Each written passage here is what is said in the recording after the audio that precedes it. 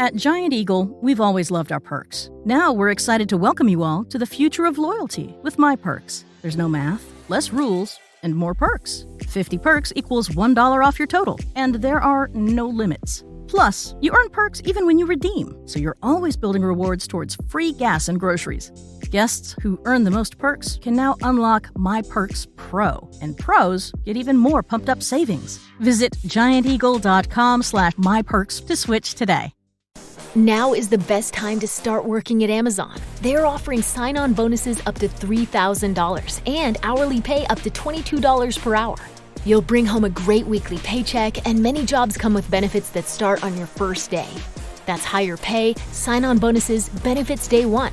And you'll be part of a safe and inclusive workplace ranked among the best in the world.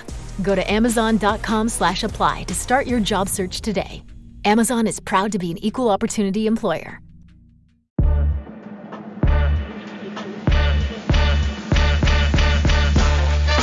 Welcome to the AEW Match Guide podcast, where we deep dive into the best matches in AEW history.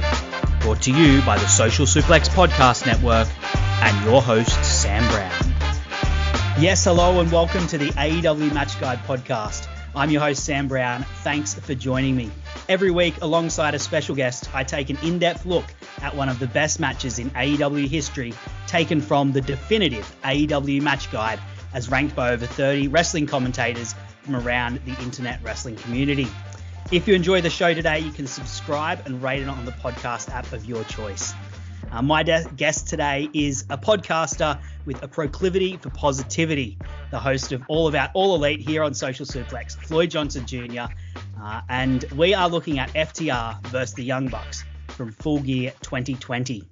How are you going today, Floyd? I am doing well. When you called or when you messaged me and asked me what match I wanted to do on this list, I almost jumped out of my chair because this was the match. This is probably my favorite match. It's either this or Cody versus Dustin in AEW history. I happen to have the fortunate of being live at this match, and it was everything that I wanted it to be, everything that I've been dreaming for it to be over the last 4 years, everything that I never thought I would get, because I honestly never thought this match would happen. Yeah, it was steaming hot in many, many ways that we'll get into later in the match. So before we get into the actual match, Floyd, if you're joining us here on the Social Suplex, chances are you know this because Floyd is the Mr. AEW on the Social Suplex Podcast Network. But for the people, what is your history with AEW, Floyd? How did you discover this promotion? Okay, so I'm a big Cody fan. So when he left the WWE and shortly after, 6 months to a year after, joined the Bullet Club, I started watching Being the Elite, and I went to ROH shows, and then I was at All In. So All In is considered the pilot for AEW, and yep. I was in All In, and I saw, of course, my boy Cody win the NWA title. And still one of the loudest pops I ever heard as soon as they hit the three on Nick Aldis. Beautiful match. Beautiful match. It was a beautiful match. And it was just like, as far as from beginning to end, it was one of the livest, most energetic crowds I'd ever been in. And I never thought I would experience it again. And I've experienced it quite a few more times after that.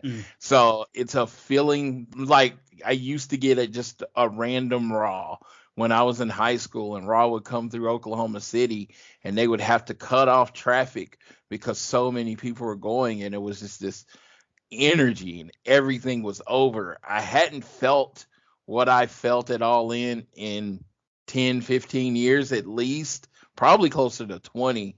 So when I felt that, I was like, I need this in my veins. And Jeremy and Josh looked for someone to cover AEW, and I was like, absolutely, I'll cover AEW. And I have been at all the pay-per-views except one. Yeah, and you're a lucky man, Floyd. And that was the one they didn't let anyone in.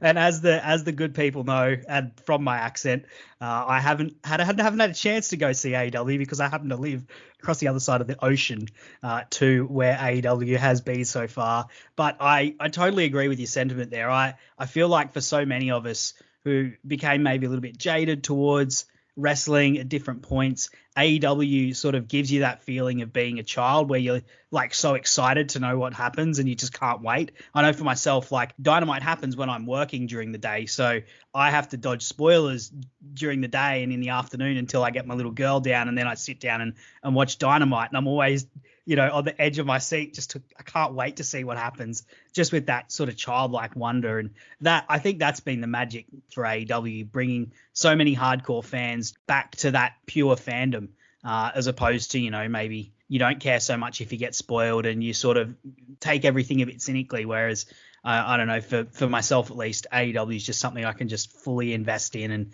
and fully mark out for, when you have a match like this. This has been a match that you dreamed of for years and years, and you got it. And I imagine, we're going to hear about today how meaningful it was for you. Absolutely. I've kind of went over kind of what I'm going to say so I could kind of get the choking up and the tears out of my voice, because it's literally one of my favorite matches ever between two of my favorite teams like ever. Well, look, to introduce the actual match itself, as I said before, it's FTR versus the Young Bucks. Just to get into some of the flowers that it got at the time, Dave Meltzer ranked it 5 stars, 0.225. Beat the 5-star ranking. Grapple, the notorious, the hard markers at Grapple, it's 4.41 currently. Cage Match, it's in Rare Air, it's 9.16.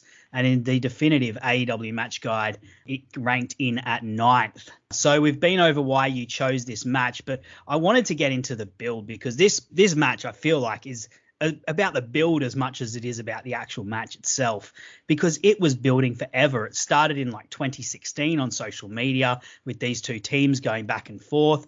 Of course, on BTE, we had the FTR, the fuck the revival chant, and then the FTRR, do you get it moment. In 2018, Dash Harwood at the time, now Dax, he posted on Twitter, "One day we'll wrestle the Young Bucks and everyone will rejoice. Remember this tweet." And beyond that, just countless debates, countless back and forths. Floyd, I know for you personally, you were right at the start of it in 2016. Can you just tell us this story that you were telling me beforehand about being in line and hearing the revival sort of really cut one on the Young Bucks? So, yeah, I'm at WrestleMania 32 standing in line for the revival, and, got my little fanny pack on. I'm very excited, and we get up there, and this dude's wearing a Young Bucks shirt. That's proper wrestler, by the way, wearing a fanny pack to a wrestling convention. Absolutely. Actually, that fanny pack that I wore is actually now signed by FTR. They would have loved that. Yes, they did. They did love it. They was like, yeah, love the fanny pack. Yeah, so when that happened, he was wearing a Young Bucks shirt. They started going off about the scrawny little guys called the Young Bucks. They never make it back in the day because, of course, they're a revival, and that was their whole gimmick, was being, wrestlers from back in the day. And he was like, they never make it, those boys. And then they tried to get me into it, and I was like, yeah, they don't know. I'm like, I wasn't a big Bucks fan at this time, so I'm like, oh, they don't know. Those little dudes couldn't do anything. All they could do was lace up your shoes and carry your gear. And yeah, we just got into it. It was like, pretty much until recently, it was like the longest interaction I had in there, and it was making fun of the Young Bucks. So it really was this kind of, moment, because from that moment, I was like, okay, I need this match to happen. Yep. And this was before I ever met the Young Bucks. I actually met the Young Bucks later that year, like a few months later. And of course, did you tell them that the revival cut one on them? I told him exactly what happened. Like, the revival cut one on them, and he's like, "Man, we really love those guys. Those are really nice guys. Hopefully, we get to work with them one day." Well, I like these guys because one day we're gonna make a lot of money with them. Yes, like the best baby face cut promo ever. It was like they didn't say one bad thing about the FTR, and then a few months later, Cody started with the F the revival thing, and I was like, I can't do that. I can't say that. I'll roll with you, Cody. I can't roll with you.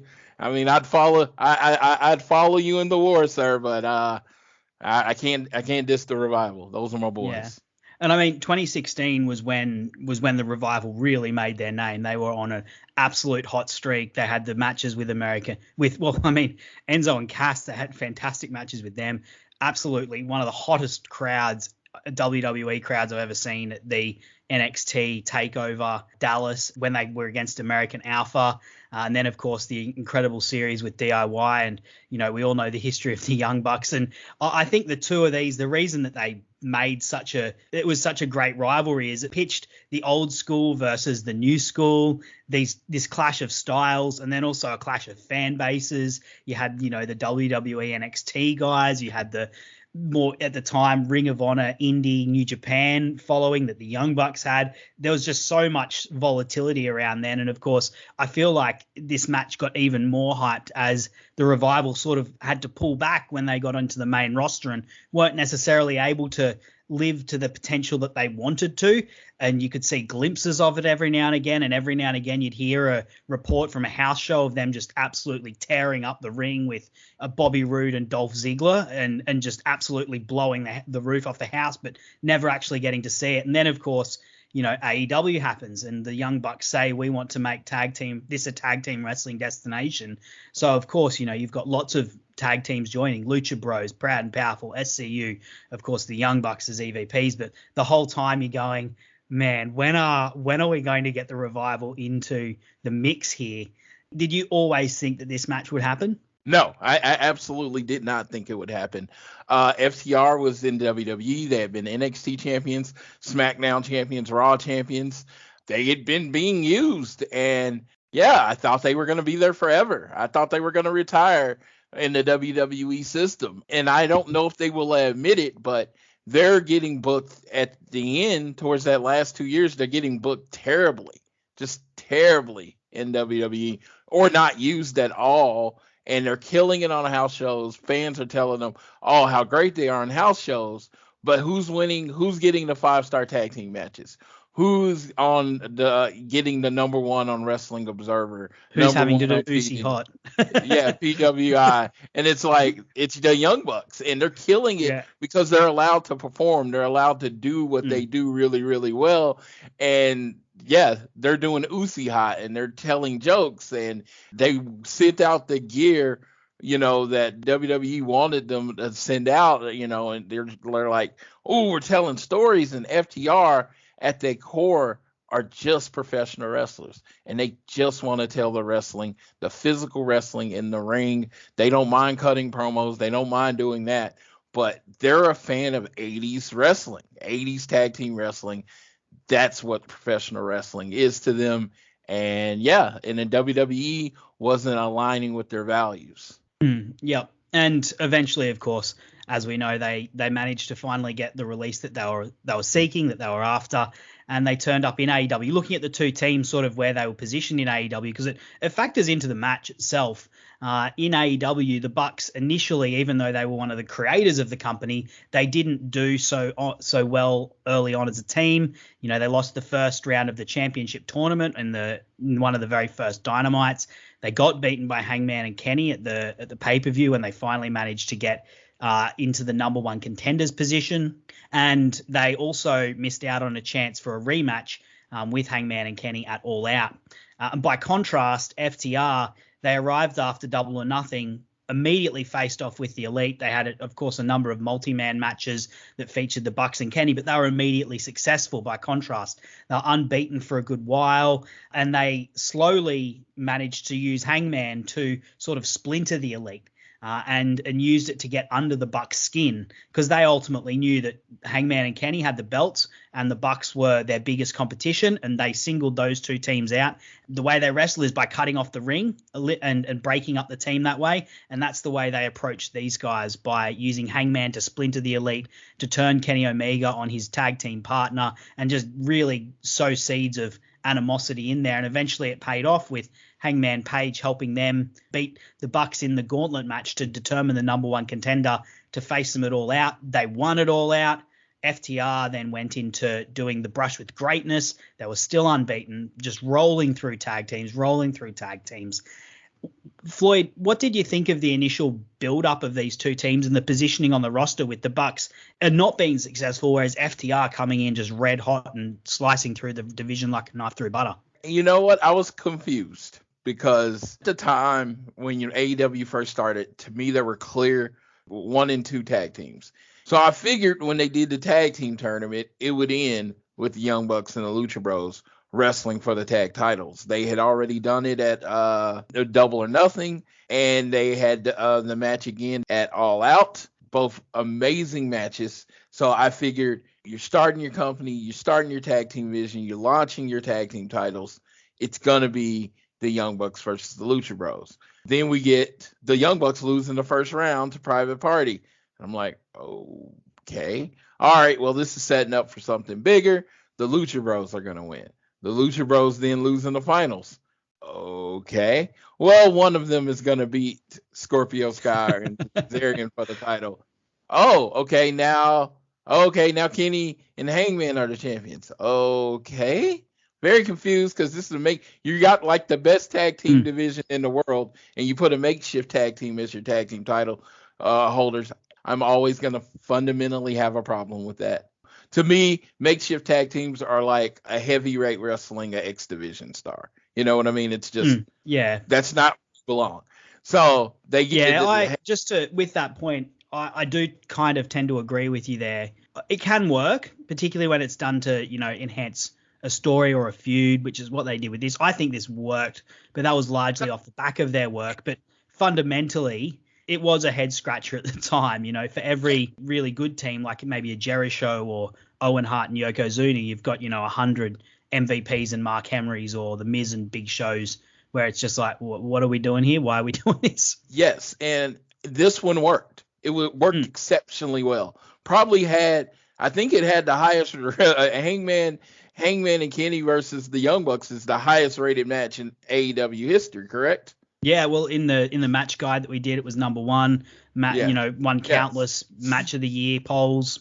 Yeah, we haven't covered it here, but we will one day. They didn't even wrestle. They wouldn't even tag for a year, and they were in like all the tag team of the year talks. So it worked immensely well. I mean, I can't, like hindsight being 2020. Yeah, there's. Why would you question that? These two are amazing wrestlers. No, your point is that fundamentally, as a concept, it's generally something you don't want to be doing a whole lot of. So and they held the belts, for a while. I think they had, the longest reign until recently. And then at All Out, Hangman and Kenny, they tagged and lost to FTR. Again, I was there, very happy to be there for that event. And it was just like, okay, in my mind, a real tag team has the belt. I'm happy. This is what AEW meant when they said they were meaning the greatest tag team in the division. And they started building to the Young Bucks. And I was like, yeah, this is right. This is right. This is right. They're finally on the right path. You're going to have tag team number 1 versus tag team number 2. Up until then, up until the when FTR won the titles, not just FTR, it could have been any established tag team. But once they had the tag team titles, I felt like the tag team division was back to being what it's supposed to be.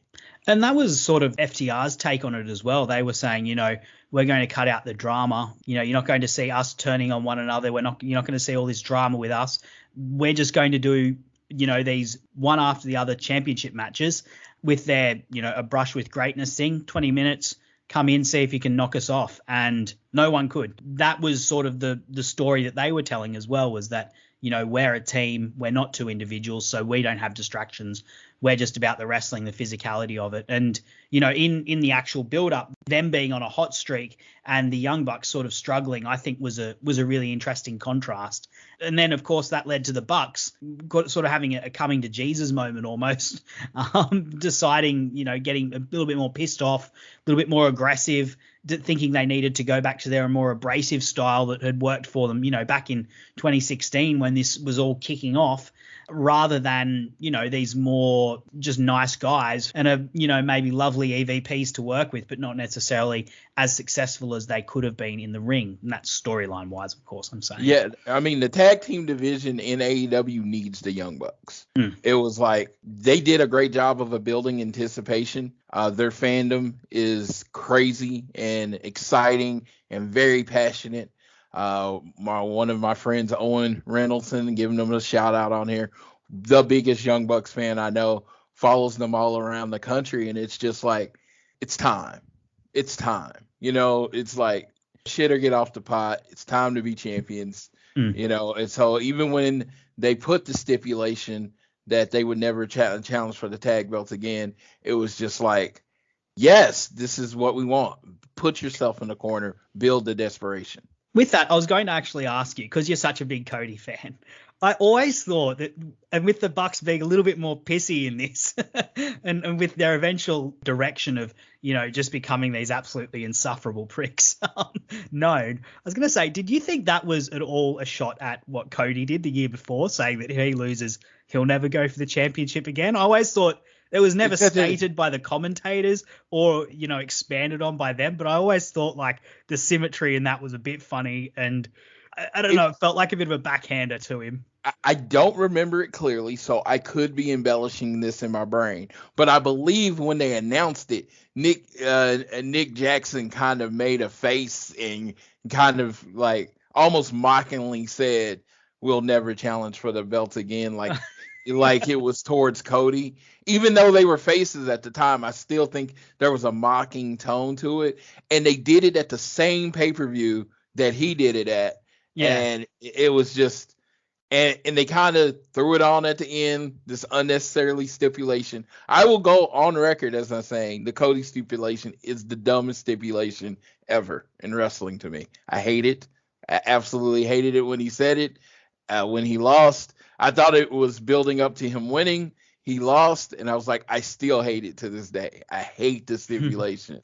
I don't think there's a reason ever to take, like, other than like injury, to take someone out of a system. Like if he had challenged 3 or 4 times for the tag belts like the Young Bucks did, and he was like, this is my 4th chance, I'll never challenge for it again if I lose.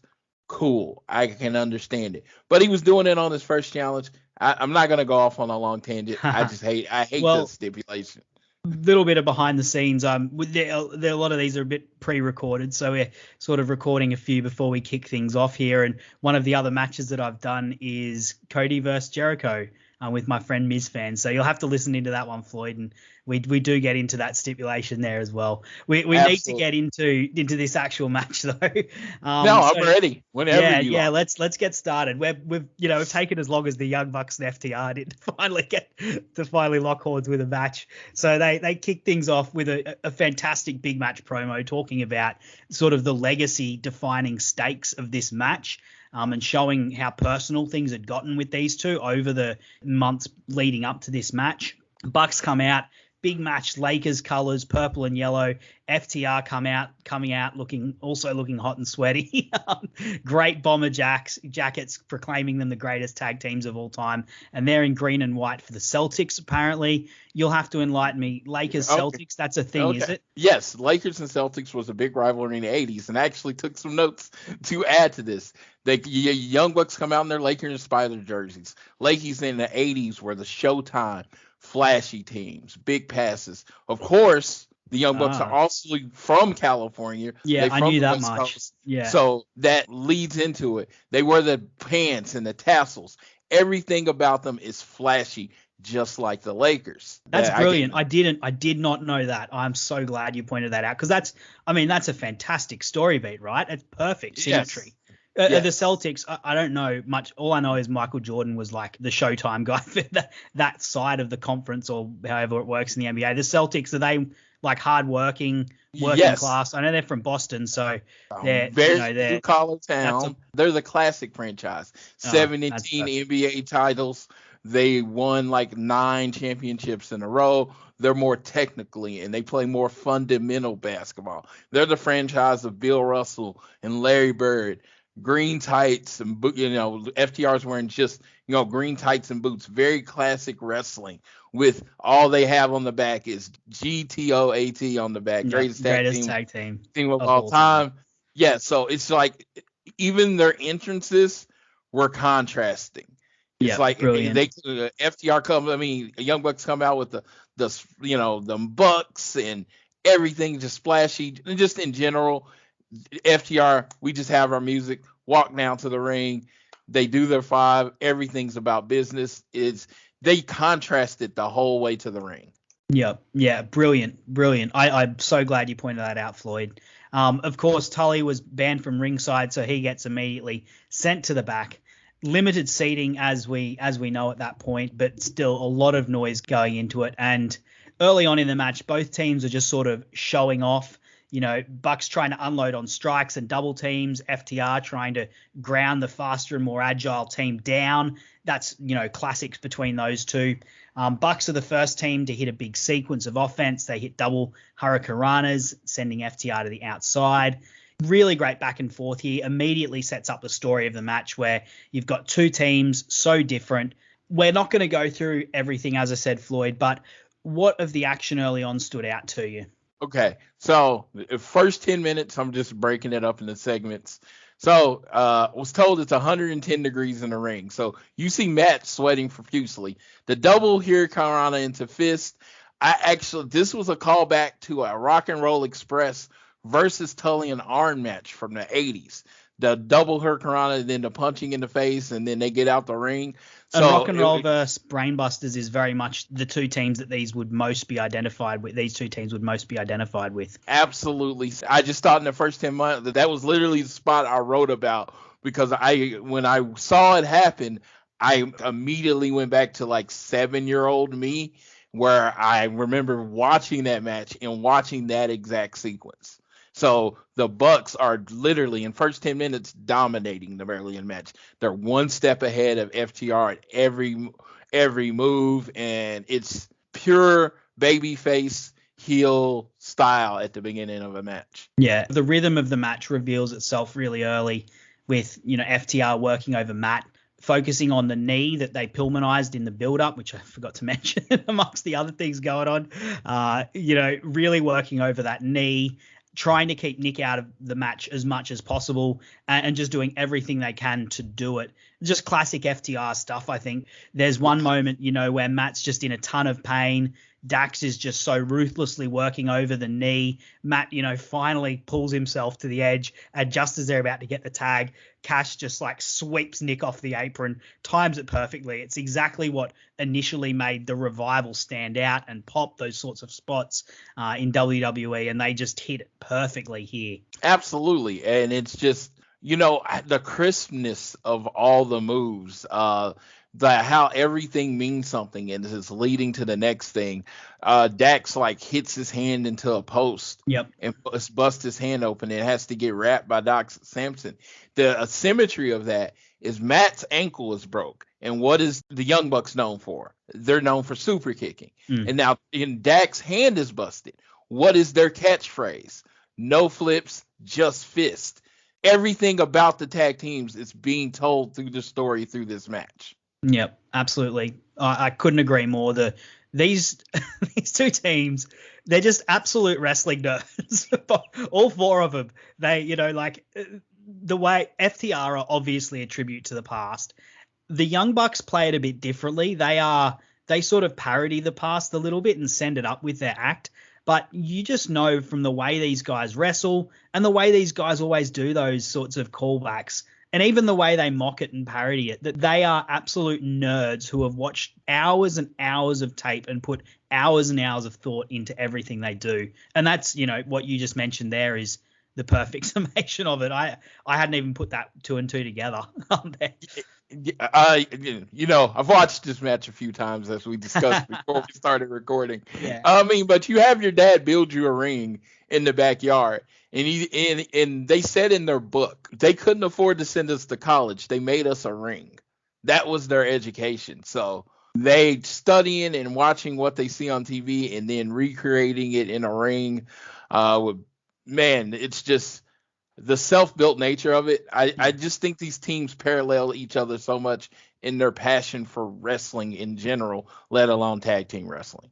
Yeah. Now, midway through the match, just to sort of build on that idea of these guys just being complete nerds, uh, they pulled off a number of really cool tributes to some of their influences, with FTR first hitting the heart attack and then the Steiner drop, and then the Bucks hitting a 3D and then a Swanton twist of fate combo.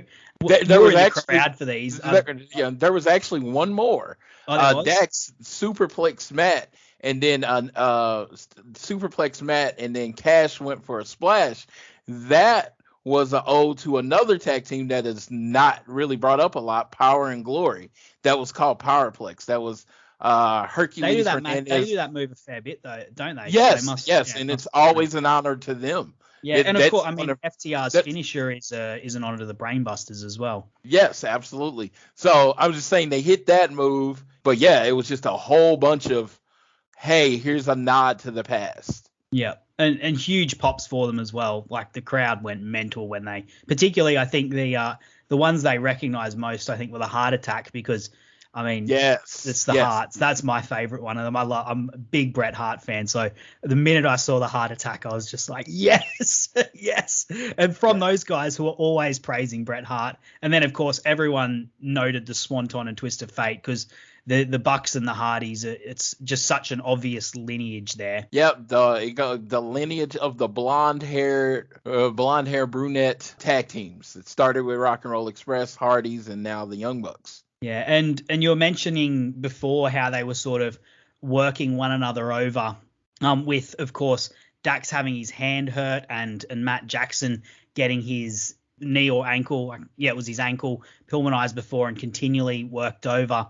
I really, really just loved the way that they built the match around that, particularly with Matt trying to get the hot tag. And when it finally hit, of course, man, how good is Nick Jackson on a hot tag? Like, I think there was one where, he hit strikes, kicks, he went out to the outside, did a backflip, hit a double like a bulldog clothesline combination. And the crowd's just going absolutely nuts the whole time. And then, of course, we also had the DIY finisher that Dax and Cash hit, tribute to DIY, the team that they did a lot of work with in the WWE, and obviously they wanted to send out a signal to those guys. By the way, as a sidebar, wouldn't it be great if those two ended up somewhere in AEW as a tag team? That would be a fantastic addition. Fantastic addition if that could happen. That was the move I popped the most for, was the DIY one, because that was my favorite of the FTR rivalries. Yeah. One of the bits that I liked the most, the sort of the segments that I really enjoyed, was when the Bucks put FTR in stereo sharpshooters. So they had one on the outside, one on the inside, respectively, putting them in sharpshooters. FTR try to grab their hands, but the Bucks pull them away, and then Matt's leg gives out. And just, I don't know, the way that they managed to do that. And then Nick is on the outside. He's sort of frustrated. He signals for a tag, but Matt can't even get there. And they, eventually manage to get it and hit this big near fall with a BTE trigger, which Cash saves. But you've got just this continual back and forth of the Nick managing to get some momentum for his team, Matt letting it down a little bit, Dax and Cash doing everything to cut each other off. What did you think sort of nearing the end of the match? Who did you think would win this? So I came in fully expecting the Young Bucks to win. But when it came down to, the match is getting, kind of hot and heavy, and they're hitting the moves, and they're about to hit the spike pile driver, is when I let it kind of climb into my heart that FTR was going to win the match. It was just so brilliantly done, because they literally, until the last moment when the match was decided, they made you think both teams were going to win. So many false finishes. The BTE trigger, I love it because it was a nod to, I know they repurposed it, as I said. They didn't steal it. They repurposed it from Kota Ibushi and Kenny Omega. So it's just the team that they had another great match with. So when we're getting to the end, I'm like, I don't know who's going to win this. And I'm actually in my seat. And I stand up because I felt like the finish was coming. I felt like we were winding down, and I stood up because I just wanted to I just wanted to see who was winning because, I'm wearing my FTR shirt and I'm like looking at the match and I'm just like on the edge of my seat. Like, I can't believe this, that I'm watching this. I can't believe where is this going to go? But I just felt like it was perfectly built toward the end. Yeah, I couldn't agree more. The match sort of really hits a pinnacle and a crescendo when they both hit their finishes but manage to get. So first Cash dives in to save from the BTE trigger. After that, there's a bit more back and forth, and then FTR get them up for a mind breaker on Matt, but Matt gets his foot on the ropes to just make the save. And then I love this bit where Cash rips Matt's boot off, and Dax puts it in an inverted figure four. It just looks so brutal, and Matt's selling is just impeccable at this moment. And then Cash just launches himself over the ropes onto the outside. It's the most ugly but effective looking sort of dive you've seen, just to sort of stop Nick from being able to get in and make the save, while Dax has got Matt in the inverted figure four. And then Cash goes for this 450 splash, which Matt dodges, hits a super kick with his exposed foot, literally falls on top of Cash because he can't stand anymore because of his foot that's been worked on the whole match. And then he manages to hit the super kick, but it kills him. He literally falls on top of Cash to get the 3 count, get the win. They could have gone with one of their finishes for the ending, but instead they did this, and it was a surprise ending. It was a brilliant ending. I think it caught lots of people off guard, but also had some sort of narrative and story to it as well. Yes. A big thing in the 80s and old school matches, very rarely did a title change hand with someone's finisher. It just didn't. It was always some kind of roll up. Ric Flair was like the roll up king. He was either getting rolled up or rolling someone up for the pin, a knee to the chest, some kind of quick pin that the person just gets shocked. So we get this Cash, he doesn't have Tully there to keep him focused. So he gets excited. He's like, these dudes aren't staying down. I have to do something dramatic. So Cash makes the first huge mistake of the match. He goes for the springboard 450. He goes up in there. No flips, no fists. That's their whole gimmick. And he does a flip. And of course, not being comfortable up on the top ropes, he misses. And what does Matt do? The ankle that they have been working on and they've been damaging and they have tried to take out, he uses the damaged ankle to kick Cash Wheeler in the face and get the 1, 2, 2, 3. Poetic justice, babyface vengeance. Not only did you not take my ankle away, not only did you not take my weapon away, I then used that weapon to be the final death nail and get the 1, 2, 3. Yeah, and also, I mean, I've heard some people not love the way that the selling is there, where he's using his injured foot to hit a move, because some people would say you can't use your injured, if something's injured, you shouldn't be using it because it's injured. But the way that he hits it and the way that he sells it is that he's feeling every bit of it, but he's just gritting through it because he's a babyface and he's got heart and he's got fire and he's got a will to win. And even though he knows it's going to hurt him and he's probably going to be in crutches for a week, he's going to hit the super kick because he knows that that's how he can win the match. And yeah, brilliant piece of babyface fire and grit and heart. And as you said, narrative justice as well for everything they put him through in the lead up. I feel like anyone that had a problem with the ending as far as the selling wasn't paying attention, because he literally knows the ankle. He sells the entire match. He holds the ankle's hurt. He kicks him, and literally as he's pinning him, he's reaching for his ankle. Yeah, he's not holding the legs up. He's holding his leg. Yep. Yes, he's holding his leg because he's in that much pain. And I'm not going to say I'm a fight expert, but you're in a fight and something's hurt and that's all you have to use, you're gonna use whatever is available. And the super kick. That's his instinct, right? Is to hit a super kick. Yeah. Yes. And that's him staying true to himself. Whereas what did FTR do that was their mistake? They didn't stay true to themselves, even though they had the match theoretically won with both of the Bucks out and Matt extremely injured. Yes. And it was like Cash hits the big move.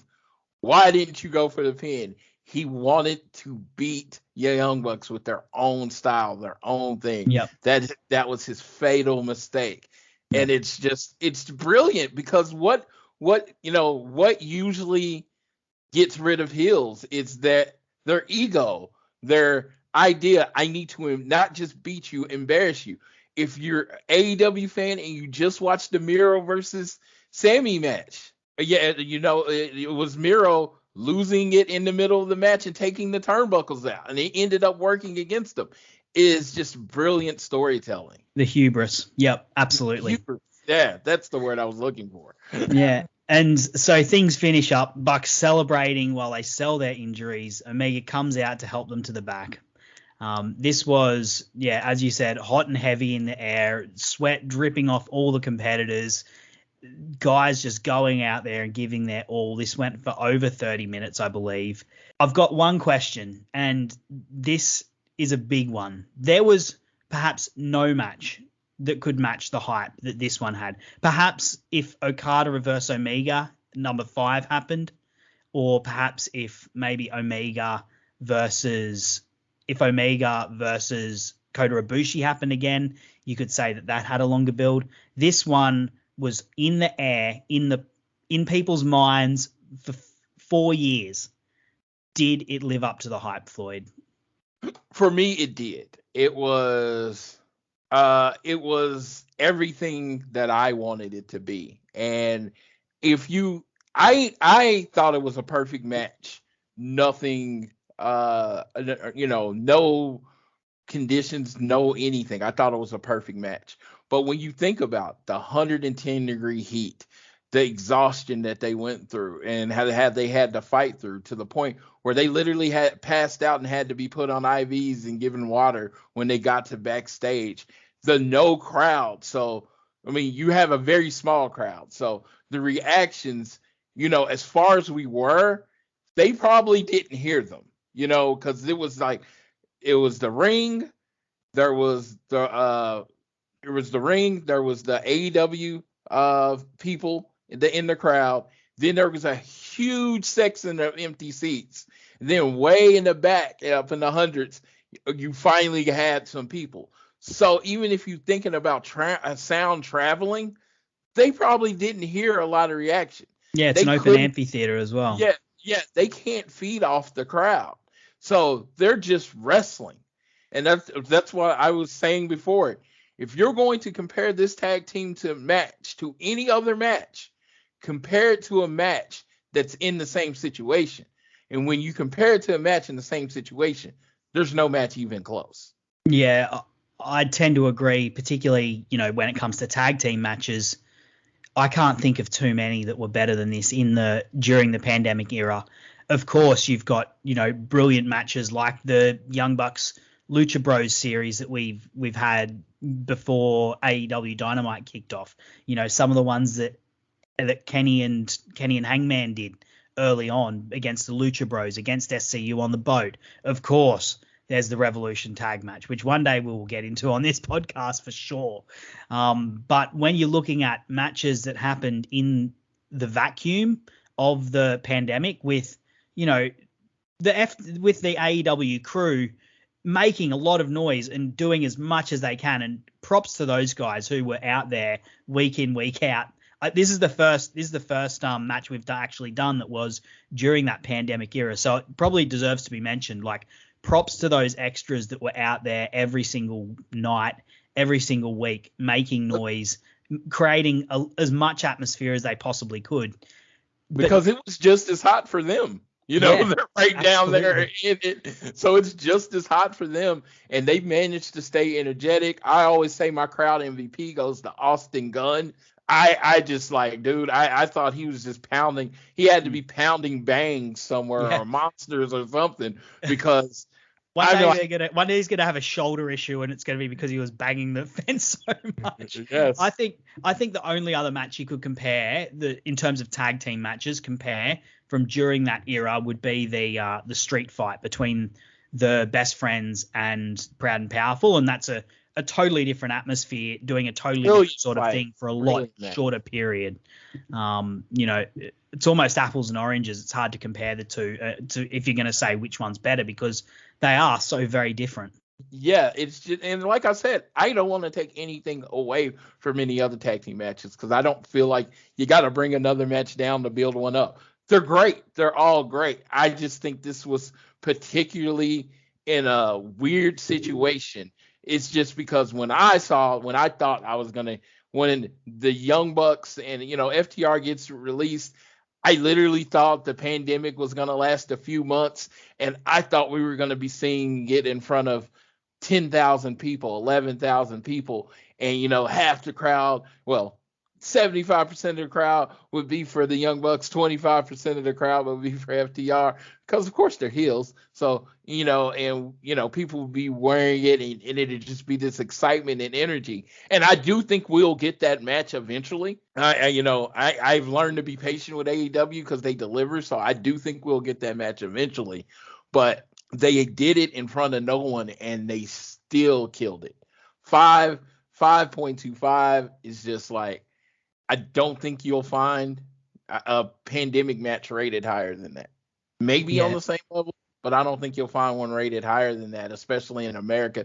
So I think it stands on its own as a beautiful story told, a beautiful match. And like I said, for a person that had been hoping for that match, it was everything that I wanted. Yeah, I'll be honest. When I first watched this match, I didn't think that it lived up to the hype. But the more I've gone back and thought about it and looked at it, this was the third time I'd watched this match through. It's one that really does reward repeat viewings, which to me speaks highly for a match. There's some matches where the first time you see it, you think it's incredible, and then you go back and watch it and you're a bit, maybe not. But I think the mark of a truly great match is that when you watch it, you go back and you see things in it that you didn't notice before, and it builds and builds, and its legacy is improved on rewatch rather than harmed. And this match for me definitely was improved on the second time I watched it and third time I watched it. And talking to you about it today, I've learned even more about it that just adds to my thoughts of this match. So my impression and my respect for this match has only increased as it has faded in time. My respect for it has only increased. I did have to ask one further question, Floyd, because I think this is the podcast to do it. The FTR come out with the greatest tag team of all time, banner displayed on their trunks, on their bomber jackets. The Bucks, of course, are probably the critics' choice for it. Who do you think is the best tag team of this generation, and why? Okay, so this is a tough question because my favorite tag team, of course, is FTR. And I do think, and before I say my answer, I want to say I do think what's lost is a lot of people they're not the exciting team in their matches. You got American Alpha, DIY, and them. But for those exciting teams to look good, you need a heel. You need a base to base it against. And I think FTR is the perfect heel tag team. And they make their other play people look good, which that's what wrestling is. That's what the heel does. But you got to look at longevity. Greatness is against different opponents, wrestling different styles.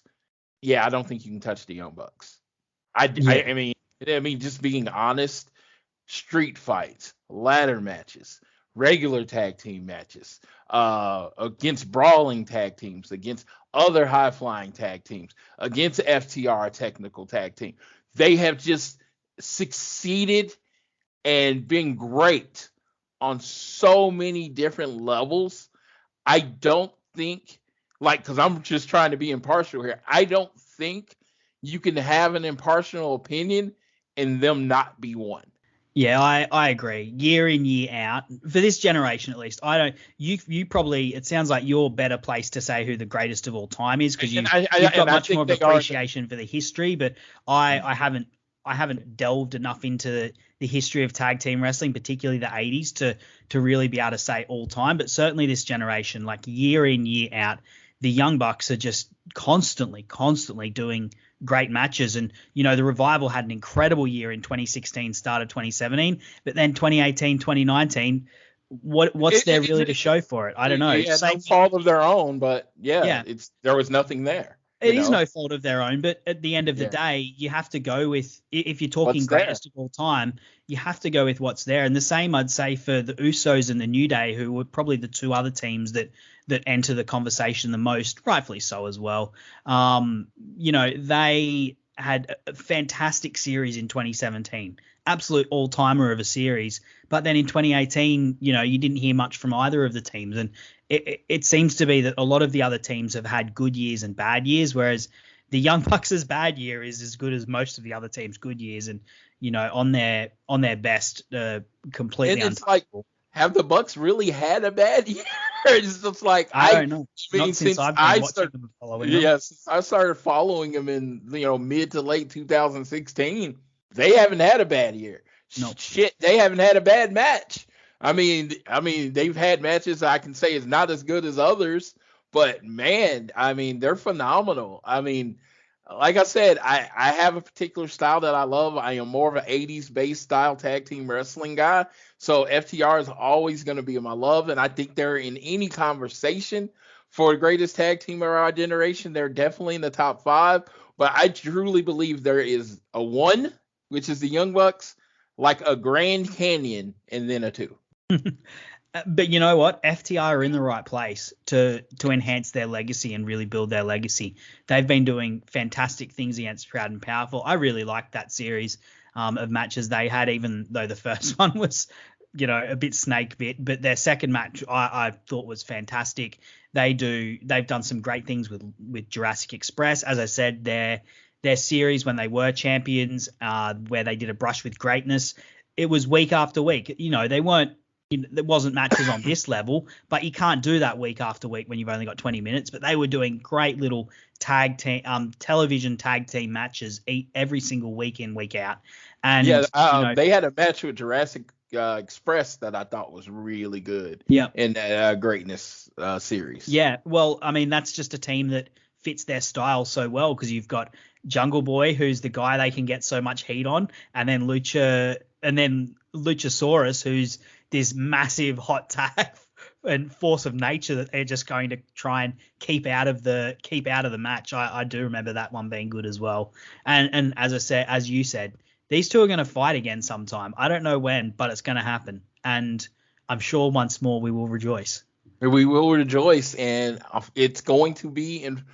I will always say this, not trying to make this anything. Please get vaccinated if you're not, because I want it to be in front of a full crowd, and I want it to be everybody exciting, hopefully without masks, because everybody's vaccinated and this thing is gone, and I can be in my full FTR gear, sweating and excited and pretty much standing up and annoying the hell out of the person sitting behind me, because that's what I'm waiting on. But man, you won't be annoying them, Floyd, because they'll be on their feet as well.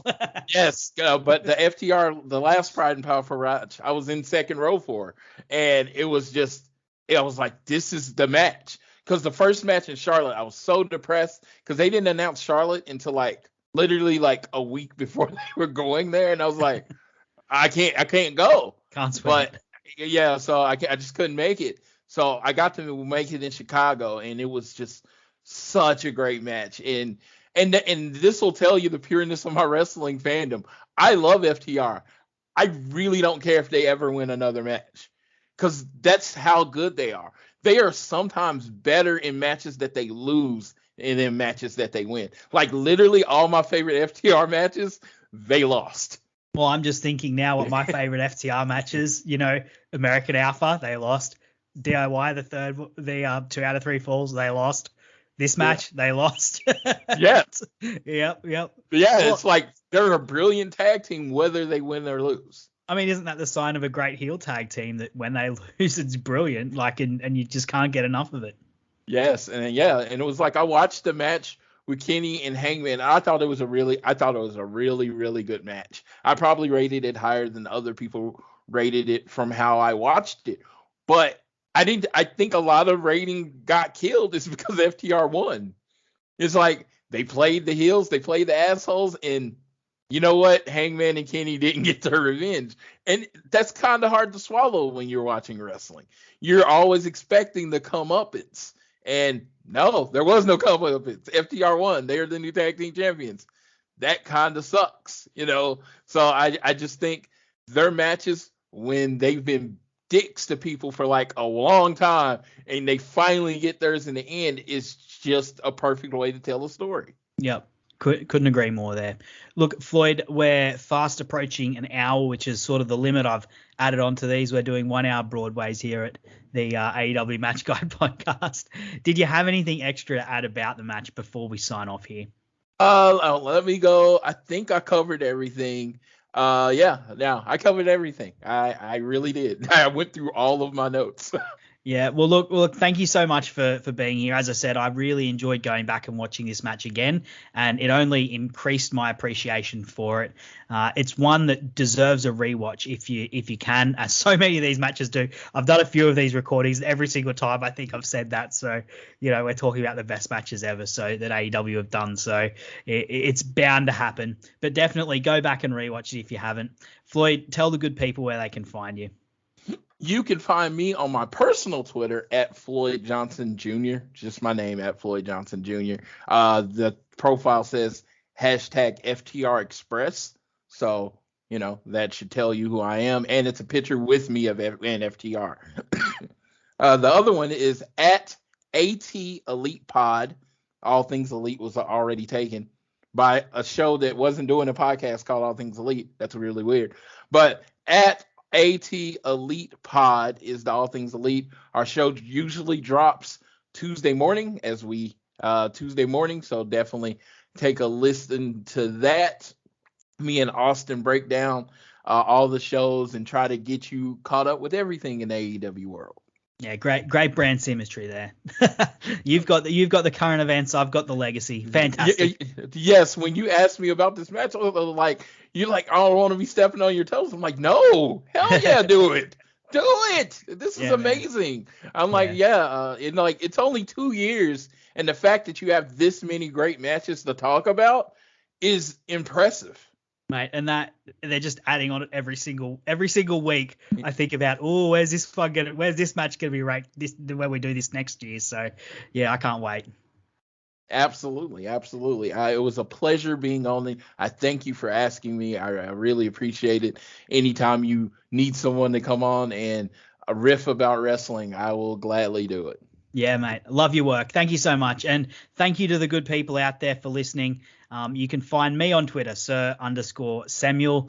And as I said at the start, if you did enjoy the podcast today, please subscribe to it or like it on whichever podcast app you use. And tell a friend, why not? Tell someone that likes AEW to come listen to the AEW Match Guide podcast. I'd really love it if you could. But until next week, thank you so much for listening. Bye.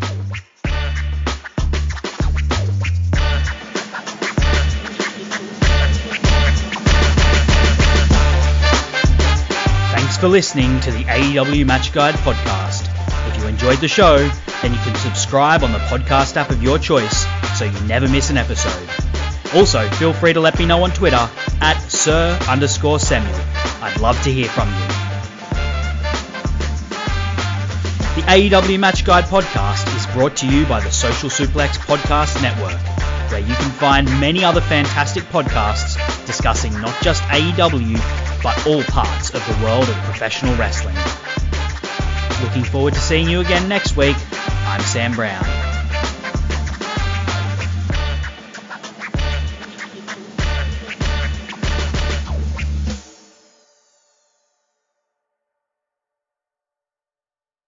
For the ones going above and beyond.